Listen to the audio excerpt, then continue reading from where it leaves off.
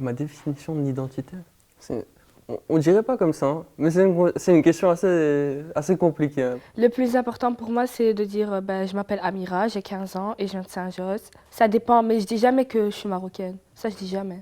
Donc je suis une jeune étudiante à Bruxelles qui a bientôt 17 ans et qui dans un an est majeure et qui a un peu peur de cette responsabilité d'adulte. Moi, je me définis tout d'abord comme jeune belge et aussi comme jeune musulmane.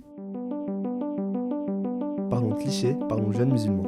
غنسيور الصدمزي غنساور الشباب مسرمن. Parlons cliché, parlons jeunes musulmans. parlons cliché, parlons jeunes musulmans. التحدث مع الشباب الإسلام.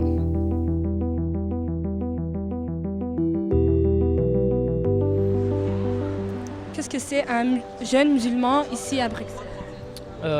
Honnêtement, on le vit comme tous les jeunes. Franchement, il n'y a rien qui change, je trouve. On fait notre vie, on va à l'école, on revient à la maison, comme d'habitude, quoi. Vu qu'on est dans une société multiculturelle, je pense qu'on est une personne comme une autre. On fait partie d'une communauté et c'est une fierté par moment et par d'autres moments ça peut être un fardeau. C'est un musulman qui prie, qui respecte ses parents. Et voilà quoi, il a du respect aux environnements sociaux, il est très social. En fait, mes parents sont belges, mes grands-parents aussi. Et le côté marocain, je l'apporte de mes arrière-grands-parents. De mon arrière-grand-père plus précisément, parce que mon arrière-grand-mère était aussi belge. Et c'est un peu un truc que j'ai hérité. J'ai grandi avec une culture belge, avec des traditions belges.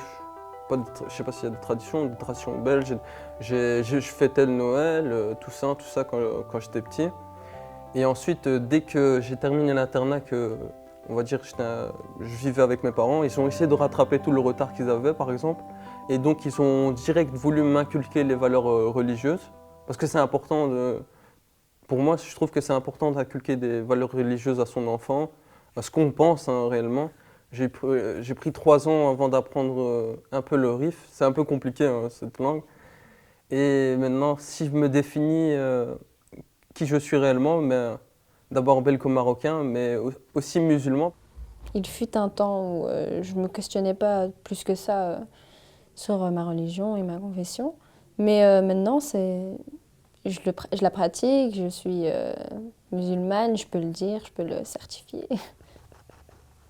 Pas vraiment, genre je ressens pas les traditions belges, je les ressens pas, à moins qu'il y a certains trucs comme la présence de la religion catholique, c'est ancré en Belgique parce que forcément ça a été implanté ici il y a très longtemps.